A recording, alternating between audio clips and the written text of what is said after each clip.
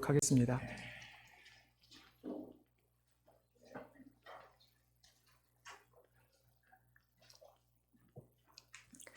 마태복음 28장 1절로 10절 말씀입니다.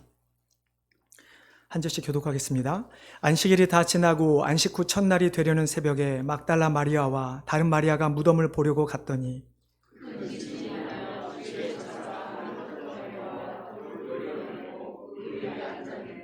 그 형상이 번개 같고 그 옷은 눈같이 희거늘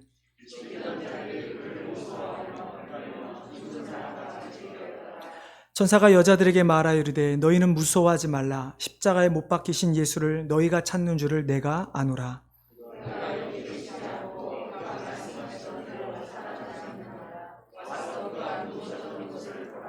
또 빨리 가서 그의 제자들에게 이르되 그가 죽은 자 가운데서 살아나셨고 너희보다 먼저 갈릴리로 가시나니 거기서 너희가 배우리라 하라. 보라 내가 너에게 일렀느니라 하거늘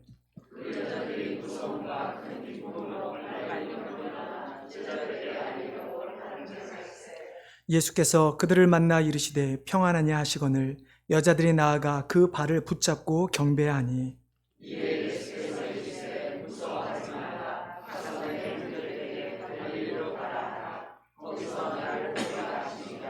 아멘. 예, 자리에 앉아주시기 바랍니다. 제가 한 번 더 기도하겠습니다. 하나님, 이 시간 하나님의 말씀을 듣기를 원합니다. 우리들에게 들을 수 있는 귀를 열어주시고 또 깨달을 수 있는 지식, 지혜도 주시고 또 특별히 우리 마음밭에 새기고자 하는 귀한 헌신들의 열정들의 마음을 주셔서 우리가 말씀을 들을 때마다 깨닫고 또 삶에 적용하며 성화의 과정을 걸어가는 주의 백성들 되게 하여 주시옵소서. 감사하며 예수님의 이름으로 기도드리옵나이다. 여러분 혹시 누군가에게 복음을 전하다 보면 참 많은 일들을 경험하게 되죠. 많은 말을 듣게 되는데 어떤 사람은 이렇게 이야기합니다. 하나님이 계시다면 어떻게 저렇게 나쁜 세상에 나쁜 노미움들을 그대로 내버려 두시는가. 그래서 하나님이 이 말을 듣고 그 사람에게 이렇게 이야기했다고 합니다. 그래 좋다. 내가 내 말대로 오늘 자정에 이 세상에 있는 모든 나쁜 놈들을 다 내가 멸하겠다. 죽이겠다. 그리고 드디어 자정이 되었습니다. 여러분 질문했던 사람은 어떻게 됐을까요? 하나님 앞에 하나님 어떻게 저 나쁜 사람들 그대로 내버려 주십니까? 라고 했던 그 사람 역시 죽었습니다. 인간은 상대적인 시각으로 선악을 판단하지만 그러나 하나님은 절대적인 시각으로 사람을 보시기에 이 세상에 있는 모든 인간은 하나님 앞에 심판을 죽을 수밖에 없다는 것이죠. 어떤 사람도 이렇게도 이야기하죠. 하나님 저는 죽을 만한 죄 짓지 않았습니다. 거짓말은 좀 했어도 다른 사람을 죽인 적은 결코 없습니다. 뭐 또 이런 말도 하겠죠. 하나님 저는 거짓말도 한 번도 해본 적이 없습니다.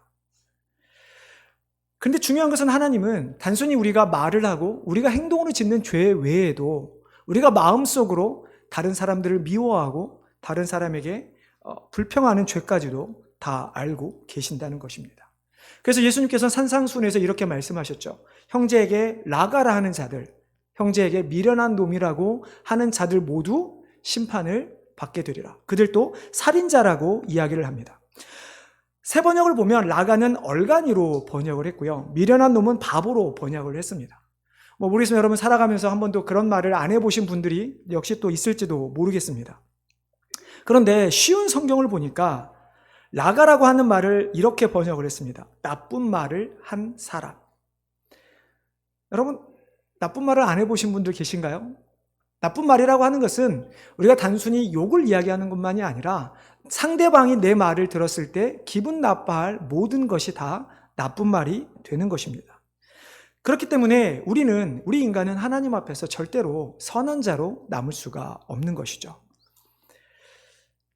혹시 우리 중에 하나님, 아까 제가 예화를 들었던 것처럼 하나님 세상에 나쁜 사람들 다 버려주십시오라고 생각을 해본 적은 없으십니까? 이거 외에도 이런 말을 하는 사람도 있죠. 하나님을 보여주면 내가 나에게 눈으로 볼 수 있게 해주면 내가 하나님을 믿겠습니다 라고 하는 사람들도 종종 만나게 되죠. 하나님의 절대선 앞에 모두 죽어야 하는 인간들, 그리고 보이지 않는 하나님을 보여달라고 하면 믿겠다고 하는 사람들. 이 문제들에 대한 결정적 해답이 무엇일까요? 바로 예수 그리스도입니다. 정확히 말하면 예수 그리스도의 부활입니다. 하나님께서는 잘 믿지 않으려는 우리 인간의 본성, 이미 죄로 얼룩진 우리 인간의 본성을 아시기에 단순히 나를 믿어라 라고 말씀하시지 않고 예수 그리스도의 죽음과 특별히 그 부활을 우리에게 보여주심으로써 우리에게 결정적 증거를 주신 것입니다. 하지만 예수님의 부활을 원치 않는 사람들, 믿지 않는 사람들이 있었습니다. 좀 역사를 보면 수많은 사람들이 예수님의 부활을 막으려고 혹은 그것이 거짓이라고 증거하기 위해 많은 사람들이 노력을 했습니다. 여러분, 성경에도 그런 사람들이 나오죠. 누굽니까? 종교 지도자들이었습니다. 우리가 읽은 성경 바로 앞에 27장을 보면 우리 한번 같이 한번 읽어보겠습니다. 마태복음 27장 62절부터 66절 말씀 한번 우리 같이 읽어보겠습니다. 마태복음 27장 62절 66절. 자, 시작. 그 이튿날은 준비일 다음 날이라 대제사장들과 바리새인들이 함께 빌라도에 모여 이르되 주여 저 속이던 자가 살아있을 때에 말하되 내가 사흘 후에 다시 살아나리라 한 것을 우리가 기억하노니 그러므로 명령하여 그 무덤을 사흘까지 굳게 지키게 하소서. 그의 제자들이 와서 시체를 도둑질하여 가고 백성에게 말하되 그가 죽은 자 가운데서 살아났다 하면 후에 속임이 전보다 더 클까 하나이다 하니 빌라도가 이르되 너에게 경비병이 있으니 가서 힘대로 굳게 지키라 하거늘 그들이 경비병과 함께 가서 돌을 임봉하고 무덤을 굳게 지키니라. 예수님이 메시아임을 믿지 않았던 바리새인들과 대제사장들, 그래서 예수님의 부활도 막아야 했던 그들은 예수님의 무덤을 돌로 막고 로마의 군병, 자신들의 사병을 들어서 경비를 세웠습니다. 그러나 어떻습니까? 아무런 소용이 없었죠. 예수님의 부활은 그 어떤 것으로도 막을 수가 없었습니다. 이렇게 예수님의 부활을 막을 수 없자 사람들은 어떻게 합니까? 이제 거짓 증언을 하기 시작합니다. 아마 여러분들 많이 들어보셨을 것입니다. 예수님의 부활에 대해서 코란에 의하면 예수님은 아예 십자가에 죽은 적도 없다라고 되어 있죠. 혹은 제자들이 예수님의 시신을 훔쳐갔다. 예수님이 죽지 않고 잠시 기절해 있다가 살아서 도망갔다. 혹은 예수님의 십자가에 죽은 건 맞지만 제자들이 예수님의 너무 기대한 나머지 예수님의 그 모습을 환상으로 본 거다. 실제로 본 것이 아니다. 혹은 예수님이 쌍둥이셨다. 이런 수많은 이야기들이 있습니다. 이런 이야기들 가운데 영국의 저널리스트였던 프랭크 모리슨이라고 하는 사람이 있었습니다. 20세기 후반에 그는 예수님의 부활이 거짓이라는 것을 증명하기 위해서 무지하게 많은 시도를 했습니다. 그래서 그는 3년 동안 자료들을 모으기 시작합니다. 예수님의 부활이 거짓인 자료를 모으기 시작했지만 그러나 결국은 그의 엄청난 그 성경이 거짓이라고 하는 것을 노력을 했지만 그는 오히려 반대로 그리스도인이 되었죠. 나중에 후에 그가 누가 돌을 옮겼는가, Who Moved the Stone이라고 하는 책을 썼는데요. 그 책을 쓰면서 그는 오히려 부활에 대한 확신을 갖게 되었다고 합니다. 그 책의 서문에 보면 이렇게 되어 있습니다. 이 책은 사실적 힘에 의해 처음 시도했던 내용을 포기하고 다른 것을 쓰게 된 내적 이야기, 즉 하나의 고백록이라고 이야기를 합니다. 그리고 결론에서 이렇게 얘기합니다. 부활이야말로 인류 역사상 가장 위대하고 확실한 역사적 사건이라는 결론에 이르렀다. 예수님의 부활이 거짓이라고 하는 것을 증명하고자 했던 한 지성인, 그러나 그가 3년 동안 그의 노력은 오히려 예수님의 부활이 진짜라고 하는 것을 고백하게 된 것이죠. 프랭크 모리슨이 부활의 증거에 대해서 5가지를 이야기하는데 제가 간단히 읽어드리겠습니다. 하나는 철저히 안식일을 지켰던 유대인들이 어느 날부터 일요일을 주일로 지키게 되었다고 하는 것이 하나의 증거입니다. 그리고 수많은 교회들이 생겨났고 신약 성경에 기록된 예수 그리스도의 부활 기록, 우리가 오늘 읽은 본문뿐만 아니라 복음서에 기록된 그 부활의 기록이 실제적으로 증인들에 의해서 기록되어졌고 증명되었다라고 하는 것이죠. 그리고 로마 황제 그 이후에 수많은 핍박이 있었음에도 불구하고 기독교는 끝까지 살아남았다. 마지막으로 그가 이야기한 것은 예수님의 무덤이 비어 있었다라고 하는 것이 예수님의 부활을 증거하는 거라고 이야기를 합니다. 여러분, 예수님이 이처럼 예수님의 부활이 사실이라면 우리는 하나님이 반드시 존재한다라고 믿을 수 있는 것입니다. 아멘. 많은 사람들이 예수님의 부활을 믿지 않았었습니다. 실은 예수님의 3년 동안 따라다녔던 제자들도 예수님의 부활을 믿지 않았습니다. 그리고 신실하게 예수님을 섬겼던 여인들도 예수님을 부활을 온전히 믿지 못했죠. 아마 오랫동안 신앙생활을 해온 우리 성도님들 가운데서도 아직 그 부활의 예수님을 마음속 깊이 체험하지 못한 분들도 계실 것입니다.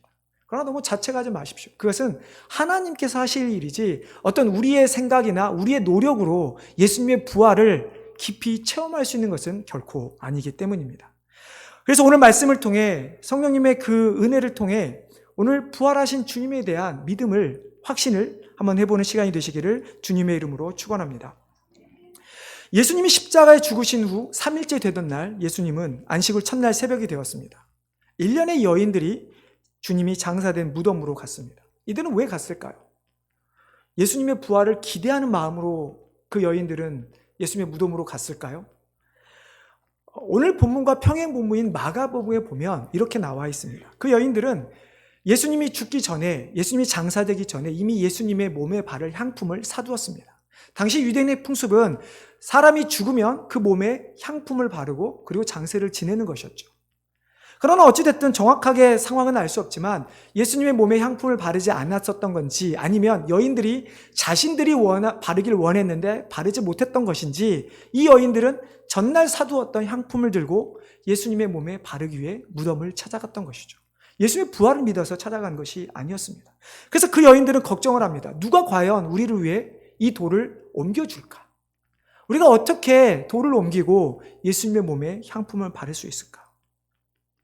여인들은 주님을 사랑했고 주님을 따랐지만 그러나 주님의 부활을 기대했던 것은 아니었습니다. 여러분, 그런데 어떤 일이 일어납니까? 오늘 본문의 2절에 보면 큰 지진이 나며 천사가 나타나 굴에 있는 돌을 굴려내는 일이 일어납니다. 이때 예수님의 무덤을 지키고 있던 자들은 무서워 떨며 죽은 자들과 같이 되었다라고 마태는 기록합니다. 여인들도 마찬가지였습니다. 두려움에 떨고 있었습니다. 이때 여인이 무서워하지 말라. 너희가 궁금해하던 예수는 살아나셨고 이제 갈릴리에 먼저 가셔서 제자들과 만나기를 기다리고 계신다라고 말씀하십니다. 결국 여인들은 무덤이 비어있는 것을 보고 제자들에게 달려갑니다. 그 달려가는 길에 예수님이 나타나시죠. 그리고 그녀들에게 인사합니다. 샬롬, 평안하냐? 여러분, 혹시 이런 생각을 해보신 적은 없으십니까? 만약 무덤 속에 예수님의 시체가 그대로 있었다면, 나중에 아무도 모르게 예수님이 그냥 사람 모르게 부활하셨다면 어땠을까요? 예수님이 시신이 그대로 있었다고 하는 것은 예수님이 부활하지 않았다는 것을 의미합니다. 만약에 예수님이 아무도 모르게 부활하셨다면 어느 누구도 예수님의 부활을 증거할 수 있는 사람이 없었다는 것이죠. 그렇다고 한다면 결국 기독교 안에서 예수님의 부활은 빠질 수밖에 없게 되죠. 여러분, 예수 그리스도의 부활이 없는 기독교, 그것은 기독교라고 말할 수 없을 것입니다. 마치 팥 없는 찐빵처럼 팥이 없는 찐빵은 우리가 찐빵이 아니라고 하듯이 기독교에서 예수의 부활이 빠지면 그것은 더 이상 기독교가 아니게 되죠. 오늘 우리가 예수님의 부활에 대해서 쭉 본문을 읽었는데 여러분들은 오늘 이 부활의 장면들 가운데 무엇이 가장 인상적이십니까? 저는 그 프랭크 모리슨이 이야기한 것처럼 마지막에 5번째였던 빈 무덤이 가장 저에게는 인상적이었습니다. 예수님의 부활을 증거하는 많은 것들이 있지만 그러나 가장 먼저 예수님의 부활을 증거하는 것이고 가장 우리에게 인상 깊은 부활의 증거는 바로 예수님의 빈 무덤입니다. 여러분, 굴이 굴려졌다 그래서 예수님이 부활했다고 말할 수 있습니까? 누군가가 굴렸을 수도 있습니다.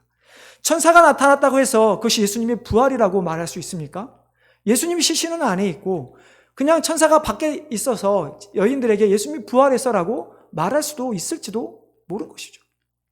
하지만 빈 무덤, 예수님이 시신이 없던 그 무덤이야말로 예수님의 부활했다는 것을 가장 잘 나타내는 증거가 되는 것입니다.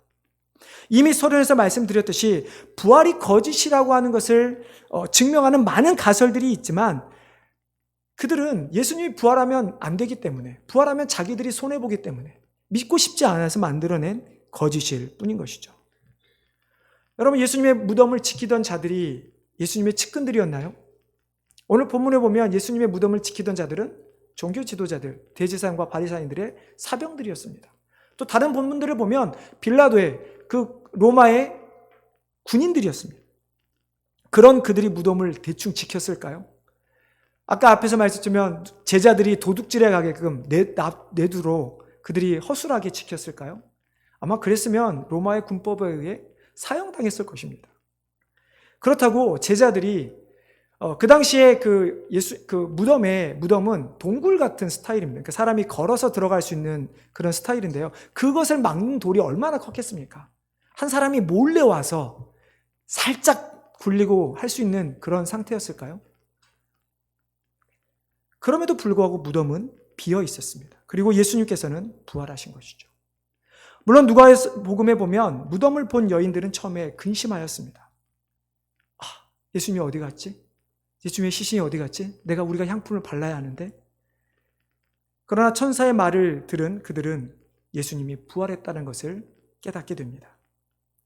예수님이 묻혔던 빈 무덤을 보기 전까지 그 여인들의 믿음은 온전한 믿음이 아니었습니다. 그 여인들에게 있어서 예수님은 어떤 사람이었을까요? 단순히 자신들을 위해주는 따뜻한 사람, 자신들을 지배하는 로마의 압제로부터 무언가 기쁨을 줄 수 있는, 안정을 줄 수 있는 그런 선생님이었습니다. 오늘 본문에 나오는 막달라 마리아를 잠시 구체적으로 언급해 보면 누가복음 8장에 막달라 마리아에 대한 내용이 간단히 언급됩니다. 이 여인은 7 귀신이 들린 여인이었습니다.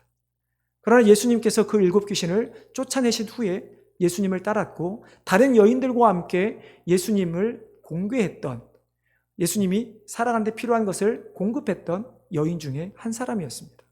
여러분, 당시에 귀신이 들렸다는 것이 어떤 의미입니까? 성경에 많은 귀신 들린 이야기들이 나오죠. 특별히 벙어리 되고 귀신 들린 한 소년이 있었습니다. 그 소년은 밤낮으로, 밤이고 낮이고 불과 물에 자주 넘어지고 심한 격려를 일으켰던 소년을 기억하실 것입니다. 군대 들린 귀신 들린 사람이 있었습니다. 밤낮 무덤 사이에서 머물면서 소리 지르고 돌로 자기 몸을 상해했던, 당시 귀신이 들렸다고 하는 것은 저주받은 인생이었습니다. 하나님 앞에 범죄해서 하나님으로부터 버림받은 사람이 바로 귀신 들린 자들이었습니다. 그런 막달라 마리아를 예수님께서 찾아오셔서 그 귀신을 쫓아냈을 때 이 여인에게는 어땠을까요? 내 생명을 구원해 준 선생님, 의사, 요즘 말로는 의사겠죠. 그렇게 따뜻한, 예수님은 따뜻한 사람이었고 존경할 만한 선생님이었습니다. 많은 보통 사람들이 이렇게 생각합니다. 우리도 예수님을 믿기 전에, 우리도 부활의 주님을 믿기 전에는 우리 마음 가운데 수많은 것들이 가득 차 있었죠. 내가 원하는 것들, 내가 좋아하는 것들, 내가 하고 싶은 것들, 그 외에도 내가 해야 되는 것들, 내가 책임져야 하는 것들. 예수님을, 부활의 주님을 인격적으로 맡아앉지 못한 많은 분들이 바로 이렇게 생각했던 것이죠. 그래서 세상 사람들도 똑같이 예수님을 세계 4대 성인 중에 한 사람이라고만 믿고 있는 것입니다. 그러나 그런 막달라 마리아가 빈 무덤을 보았을 때 그녀의 신앙은, 예수님을 향한 그녀의 고백은 달라지게 됩니다. 무덤에 예수님의 시신이 있었다면 부활이 없었듯이 무덤을 보기 전에 여인의 마음에는 수많은 것들로 가득 차 있었다. 자신의 병을 고쳐주고 자신에게 따뜻하게 대했던 그 예수님의 모습으로 가득 찼던 그녀의 마음이 예수님의 그 무덤에서 예수님의 없는 그 무덤을 보고 그 여인의 마음에 있었던 모든 것이 다 점점 더 사라지고 비워지게 되는 것을 보게 됩니다. 예수의 향품을 어떻게 바르지? 돌은 어떻게 옮기지? 예수님을 죽었던 그 슬픔들이 사라지기 시작하게 됩니다. 그리고 그 비어있던 여인의 마음, 세상의 것들로 가득 차 있던 그 여인의 마음이 비워졌을 때 무엇으로 가득 차게 됩니까? 바로 부활하신 예수 그리스도. 그분으로 말미암은 기쁨으로 그녀의 마음은 가득 차게 된 것입니다. 예수님이 시신이 없었던 그 빈 무덤 때문에 예수님의 부활이 사실이듯이 우리가 부활하신 예수님을 우리가 믿기 위해서는, 체험하기 위해서는 우리의 마음을 비워야 합니다. 아마 우리도 분명히 아까 말씀드린 것처럼 막달라 마리아처럼 아마 우리 마음에 수많은 것들로 가득 채워져 있을 것입니다. 우리 청년들은 이제 기말이 다가와서 어떻게 시험 보지? 어떻게 준비하지? 또 다음은 어떻게 하지? 아마 우리 어른들은 또 내일이면 출근하고 또 일해야 되는데 힘든 하루 또 어떻게 보낼까? 아이들은 점점 더 커가는데 우리 자녀들은 어떻게 할까? 그러나 정말로 부활의 주님을 만나기 위해서는 여러분의 마음에 있는 모든 것을 비우시기를 바랍니다. 단순히 세상 사람들이 말하는 것처럼 명상이 아닙니다. 그냥 명상하는 가운데 마음을 비워내는 것을 말하는 것이 아닙니다. 그렇게 되면 그 마음에는 당연히 다시 다른 것으로 찰 수밖에 없는 것이죠. 그러나 우리가 그 비워진 마음에 예수 그리스도를 영접하고 부활하신 주님이 우리 안에 자득되면 우리 안에 기쁨으로 가득 차게 될 것입니다. 오늘 본문에 보면 좀 재밌는 장면이 있습니다. 여인들이 그 천사를 보고 두려운 마음이 있었습니다. 그 천사가 여인들에게 너희가 와서 제자들에게 예수님이 갈릴리에서 기다린다라고 말했을 때 오늘 본문을 보면 여인들이 무서움과 큰 기쁨으로 빨리 무덤을 떠나 제자들에게 알리려고 다름질하였다라고 기록을 하고 있었습니다. 마치 빈 무덤을 본 여인들의 마음 가운데 두려움과 무서움과 기쁨이 동시에 존재한 것처럼 오늘 우리 한글 성경에는 기록되어 있습니다. 근데 이 구절을 우리가 원어를 보면 조금은 그 시간 차이가 있습니다. 어떻게 되어 있냐면 원문의 이 구절을 보면 여인들이 무덤 안에 있을 때 천사를 보았을 때 천사들과 이야기하는 동안에 무덤에서 나왔을 때는 두려움으로 가득 차 있었지만 그들이 그 소식을 제자들에게 알리기 위해 뛰어가는 동안 그들의 마음은 기쁨으로 가득 차 있다라고 되어 있습니다. 처음에 부활의 주님을 만났을 때 우리는 두려울 수도 있습니다. 마치 우리 죄가 모든 것이 드러나기 때문에 두려울 수도 있습니다. 그러나 우리가 그 하나님 앞에 모든 것을 내려놓을 때 주님의 그 십자가에 우리가 지난 성금요 예배 때도 작은 예식을 치렀지만 우리가 주님의 십자가 앞에 정말 나의 모든 죄, 나의 필요, 나의 염려 모든 걸 내려놓을 때 그리고 우리가 주님 앞에 나아갈 때마다 우리 안에는 그 부활의 주님의 말미암아 기쁨이 계속해서 넘쳐나게 될 것입니다. 그녀들의 마음에 드디어 부활의 주님 그리고 주님의 말씀이 생각났을 것입니다. 내가 너희를 구원하게 십자가에서 죽을 것이다. 그리고 3일 만에 내가 부활할 것이다. 그것을 믿지 않았던 여인들, 그러나 그 여인들이 빈 무덤을 본 그 순간 그녀들의 마음에는 예수님의 말이 생생하게 아마 살아났을 것이죠. 드디어 여인들은 예수님을 만났고 그 예수님은 죽은 자의 시체가 아닌 죽은 자들의 첫 열매가 되셔서 살아나신 예수 그리스도를 만나게 된 것이죠. 그리고 그 주님이 여인들에게 찾아와 이야기합니다. 샬롬, 너희가 평안하느냐? 우리가 삶에서 참 많은 어려움이 있고 힘든 것들이 있지만 그러나 그리스도 부활하신 주님이 우리에게 찾아와 우리에게 평안을 주실 때 우리에게 샬롬이라고 말씀하실 때 우리 안에는 기쁨뿐만 아니라 세상이 줄 수 없는 평안이 우리 가운데 넘치게 될 것입니다. 사랑하는 성도 여러분, 지금 우리의 마음은 무엇으로 채워져 있습니까? 우리가 부활의 주님을 믿기 위해서 혹은 부활의 주님으로 말미암아 기쁨을 누리기 위해서는 우리의 마음을 먼저 비워야 합니다. 우리의 마음을 비우고 그 자리를 다른 것이 채워지기 전에 부활하신 예수 그리스도로 채우시기를 바랍니다. 그때서야 우리는 비로소 예수님을 선생님이 아니라 나의 구세주로 고백할 수 있게 되는 것이고 단순히 예수 그리스도를 우리에게 필요한 것을 공급해 주시는 뿐만이 아니라 우리의 죄의 문제를 해결하시고 우리에게 영원한 생명을 주신 메시아로 구세주로 영접할 수 있게 될 것입니다. 부활절을 맞이하여 함께 드리는 우리 모든 성도님들의 마음 가운데 그 부활의 주님이 살아 역사하시기를 그래서 기쁨과 평안으로 가득하시기를 주님의 이름으로 축원합니다. 기도하겠습니다.